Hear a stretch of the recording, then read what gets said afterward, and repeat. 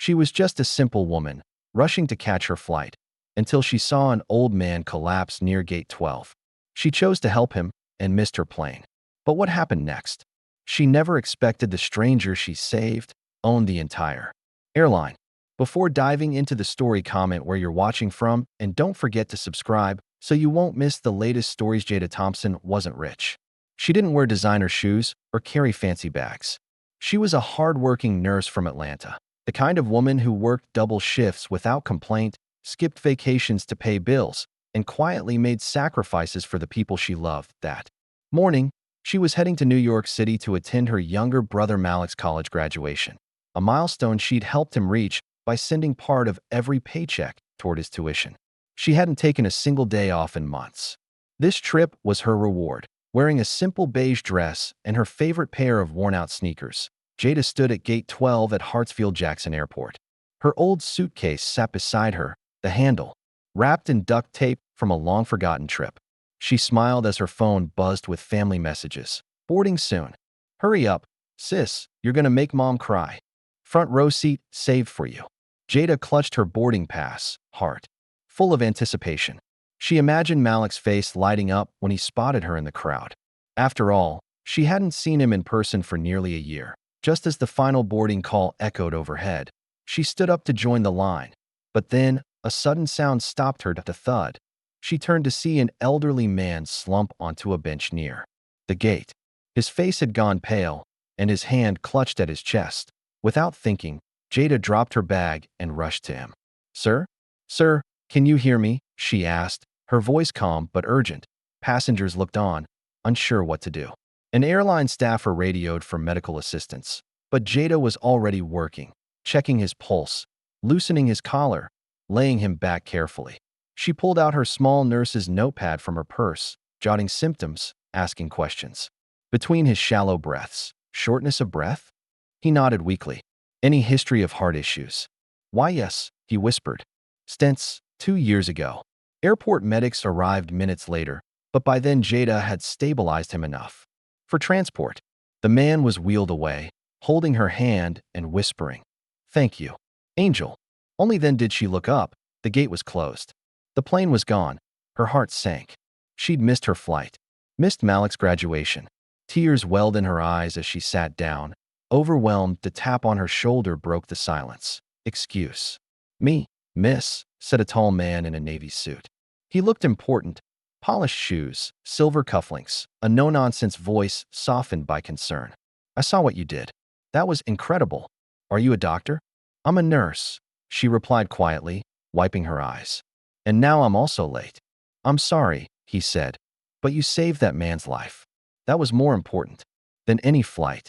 She gave him a polite smile, but her disappointment lingered.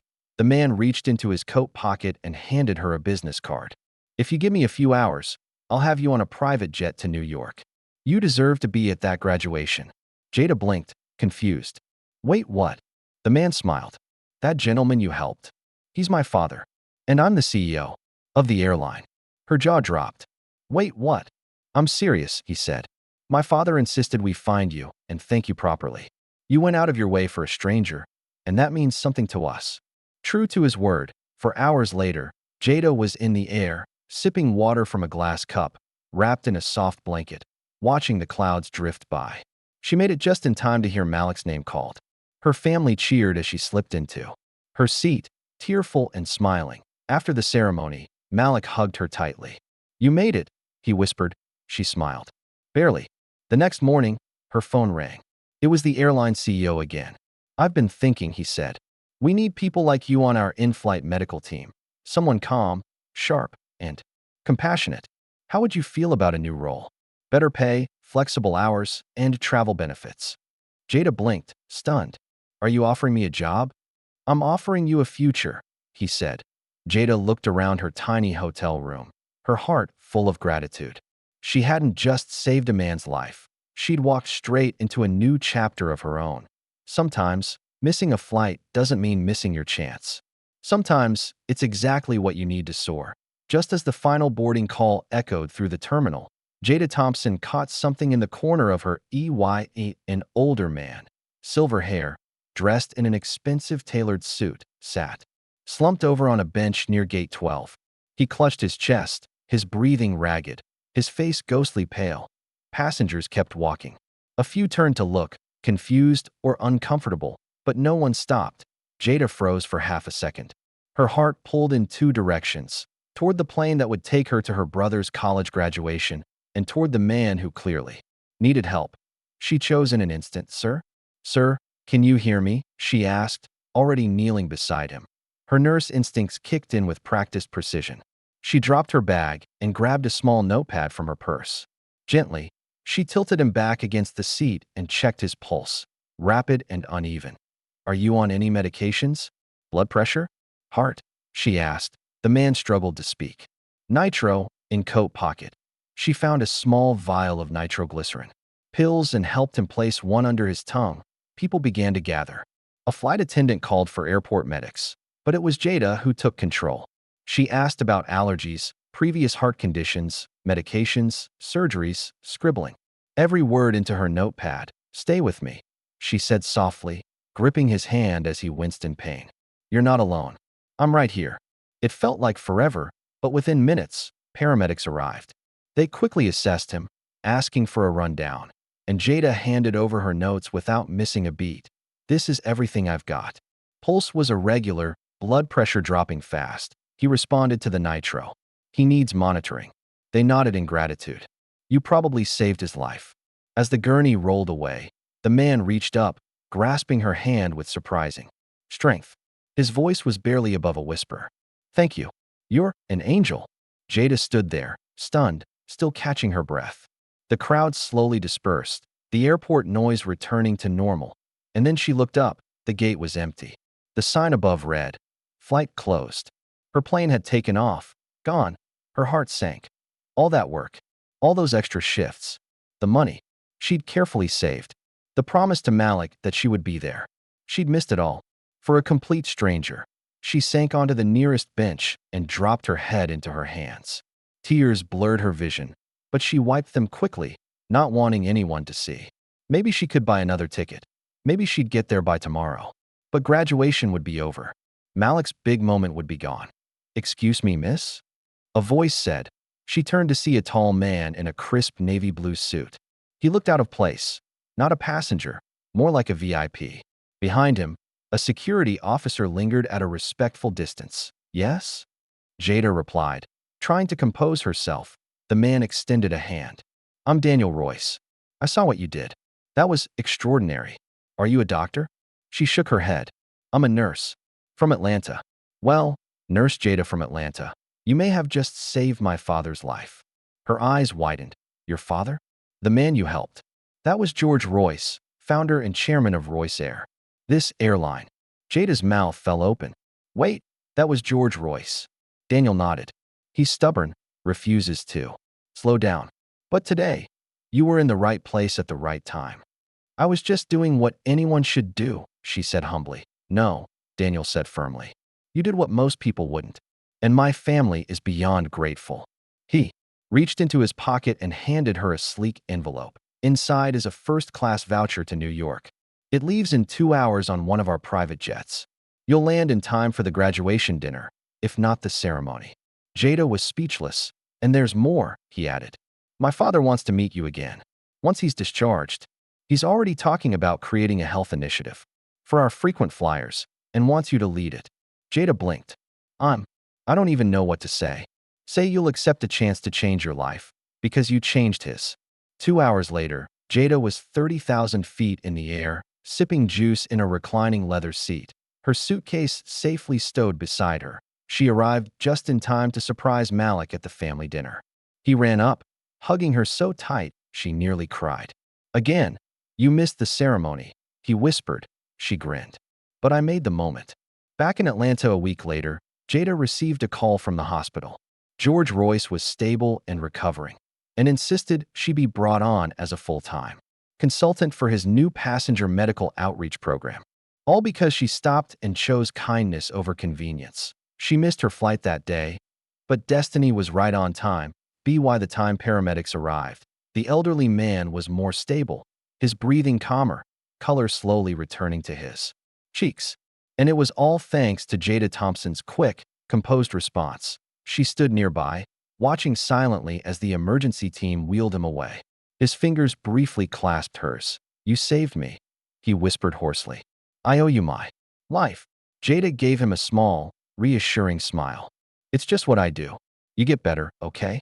She didn't ask for his name, didn't mention her missed flight, didn't pull out her phone to snap a picture like many might have done.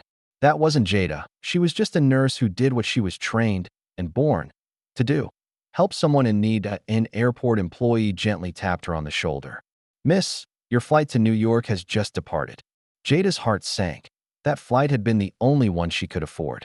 She'd spent months saving for it, skipping lunches, picking up double shifts, turning down overtime pay just to get time off. And now it was gone. The next available seat to New York? Over 3 times the price. She turned away from the gate slowly, her shoulders sagging. Her brother Malik's graduation ceremony was starting in just a few hours. Her whole family was already there. She imagined them all looking around, waiting to spot her face in the crowd. She wouldn't be walking in with them.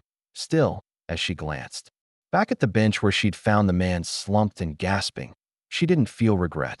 She felt peace. Some things, she thought, are more important than perfect plans. Dragging her suitcase behind her, Jada walked toward the terminal exit, her heart heavy with disappointment. She rehearsed in her head what she'd tell Malik. "I missed it, but I promise I tried. There was a medical emergency, and I couldn't walk away. I'm so proud of you anyway." Then, just as she reached the main concourse, a voice rang out over the loudspeaker.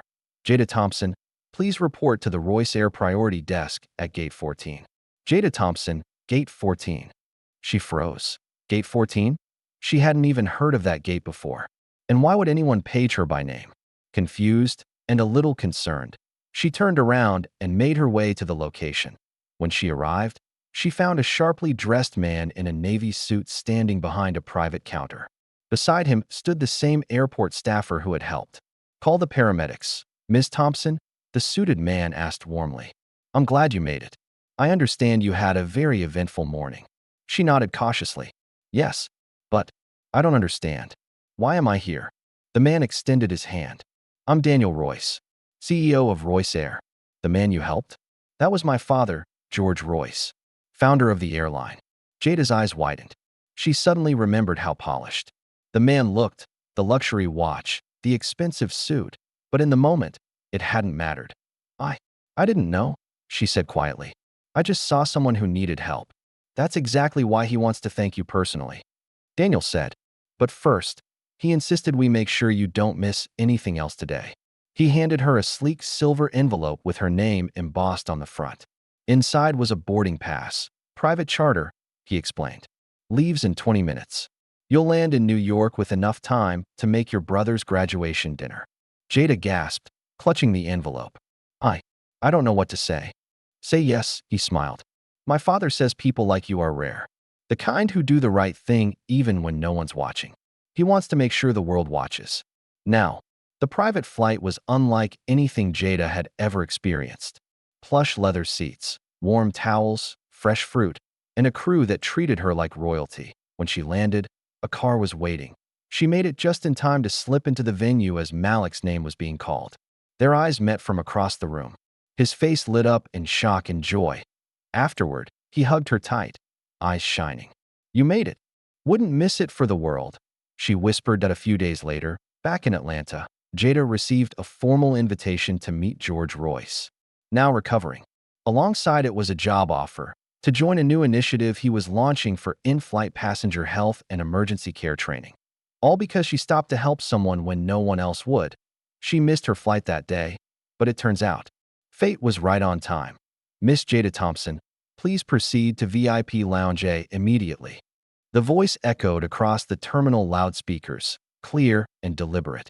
Jada, who had been sitting on a cold bench with her suitcase by her feet and disappointment in her chest, froze. "VIP Lounge? Why would they call me there?" Still dazed from everything that had happened, from the chaos of missing her flight to the intense rush of saving a stranger's life. She stood up and followed the signs. The corridor to the VIP lounge felt like it belonged in a different world. Polished marble floors, walls lined with sleek gold accents, and staff members who greeted her with soft smiles and respectful nods. She'd never stepped foot in a place like this. Never even thought she belonged in one. When she reached Lounge A and the glass door slid open, Jada's breath caught in her throat. There, in a quiet corner of the sunlit room, sat the same older man she had helped, now reclining comfortably on a leather seat, oxygen tube still in place, sipping tea from a porcelain cup, his eyes lit up the moment he saw her. "Ah, there she is," he said, his voice much stronger than earlier. "Come in, Miss Thompson." Jada stepped inside cautiously, still in her worn beige dress and scuffed sneakers, feeling wildly out of place. The man motioned for her to sit. "Please, you saved my life. You can sit wherever you'd like." She slowly lowered herself into the seat opposite him, heart still racing. "I don't even know your name," she said. The man gave her a warm smile. "Edward Cole." The name hit her like a bolt of lightning. Her eyes widened. Edward Cole, the founder and CEO of Skybridge Airlines, one of the largest and most luxurious airline companies in the world. The man whose face had been on magazines, news specials, and business books, now sitting across from her, alive because she'd taken the time to care. "I was doing a surprise inspection," he said casually. "No security, no entourage. I like to see how things really run when no one's pretending." He looked down at the oxygen tank beside him. "But I didn't expect my heart to betray me in the middle of Gate 12. Jada was stunned. "I didn't know who you were. I just saw you needed help. And that," he said, leaning forward slightly, "is why I'm alive right now. Because you didn't hesitate. You didn't ask what I could offer. You didn't record me, or post a video, or walk away. You acted because it was right." She felt her cheeks warm. "I'm just a nurse. It's what I'm trained to do." He chuckled. "No, what you are is rare." Then he reached beside him, opened a sleek leather folder, and pulled out an envelope with her name handwritten in silver ink. Inside were two things: a first-class ticket to New York, departing in less than an hour, and a platinum Skybridge lifetime pass, granting her unlimited flights to any destination the airline flew for the rest of her life. Jada's hands trembled slightly as she read the words. I don't understand." Edward's eyes softened. "People like you deserve to fly above the clouds, Jada," he said. "Not just once. Always." She stared at him, speechless. "That flight you missed," he added gently. "It wasn't a loss. It was a redirection.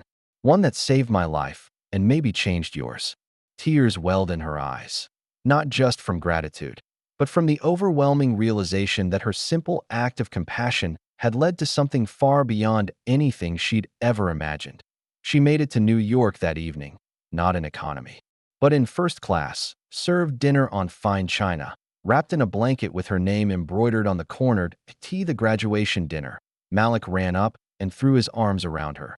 "You made it," he said, eyes wide with shock and joy. "Barely," she laughed, "but in style." Later that night, after the celebration had ended and the family had gone to bed, Jada stepped onto the hotel balcony and looked up at the stars. She had missed one flight, but caught something so much bigger: a new beginning, a new chance, and a reminder that kindness, no matter how small, always finds its way back, often when you least expect it, because sometimes, when you lift someone up, you both rise. Jada made it to her brother Malik's graduation, and she arrived like royalty. A sleek black limousine waited for her just outside the private terminal, arranged personally by Edward Cole's assistant. The driver held the door open as she stepped in, still stunned from everything that had unfolded in the last few hours. From airport bench to first-class jet, and now a chauffeured ride through New York. It didn't feel real. She clutched a small bouquet in her lap, something she'd asked the driver to stop for. Because despite the surreal whirlwind she was caught in, one thing mattered most: being there for her little brother's big day. The limo pulled up to the university auditorium just as the ceremony was beginning. Jada slipped quietly into her reserved seat near the front, the one Malik had begged the family to save for her, just in case. Minutes later, when his name was called, Malik stepped onto the stage, scanning the crowd nervously, and then his eyes found her, his grin stretched ear to ear. He raised both fists in the air and pointed at her from the stage. She waved, laughing, eyes shining. After the ceremony, Malik ran into her arms. "You made it," he said, still in disbelief. Wait, is that a limo out front? Jada chuckled. It's a long story. You're not going to believe it. But the world didn't need to wait long to hear it. Later that night, a flight attendant posted a photo, not of Jada, but of the moment she knelt beside Edward Cole in the terminal, holding his hand and jotting notes in her nurse's pad. The caption, read, "She missed her flight to save a man, and he turned out to be a billionaire. Kindness always wins." Within hours, the post had gone viral. Twitter, TikTok, Instagram, even LinkedIn. People across the globe were reposting the story, using hashtags like hashtag #NurseHero, hashtag #JadaTheAngel, and hashtag KindnessFirst. By morning, news outlets picked it up. Jada's phone lit up nonstop. Local papers, national headlines, talk shows, and podcast invites. Her face was on breakfast television before she even knew someone had taken a photo. But Jada? She wasn't chasing fame. She was the same woman in a beige dress and old sneakers. The one who worked night shifts, sent money home, and never asked for thanks. She ignored the interview requests. She didn't want the spotlight. But Edward Cole had other plans. One evening, just a few days after the story went global, she received a call. His voice was still soft but steady, filled with warmth. "Jada," he said, "I've spoken to my board. We want to offer you a permanent position as Skybridge's official health consultant." Jada blinked. "Wait, like, for the whole company?" "For all our airports, international hubs, and in-flight training programs," he replied. "You'd help us develop emergency response systems, guide staff training, and make air travel safer for millions."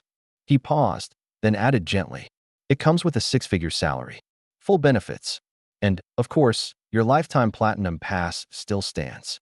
Jada sat in silence, not because she was calculating the money, but because she understood what this meant. It was a way to help more people, to save more lives, to take her calling as a nurse and scale it to the skies. "I accept," she said softly, and from that day on, Jada Thompson became a name known across the aviation world. She traveled often, sometimes to train airport staff in Tokyo, other times to inspect med bays in Paris or Johannesburg. And every time she boarded a flight, always first class. Now, passengers would lean over and ask with a smile, "Wait, are you the nurse from that viral story?" She would just laugh and reply, "I'm just someone who stopped to help." The fame didn't change her. The money didn't define her. What defined Jada was a single choice she made in a busy terminal. When everyone else walked by, she stopped. And that choice, it lifted her higher than she ever dreamed. Studio microphones. Sometimes, one small choice can change your entire life. Jada didn't stop to be noticed. She stopped because it was right. And that single moment of kindness took her higher than she ever imagined. Speech balloon. If you love this story, don't forget to like, comment, and subscribe for more heartwarming, inspiring tales like this. See you in the next one. Rocket Sparkling Heart.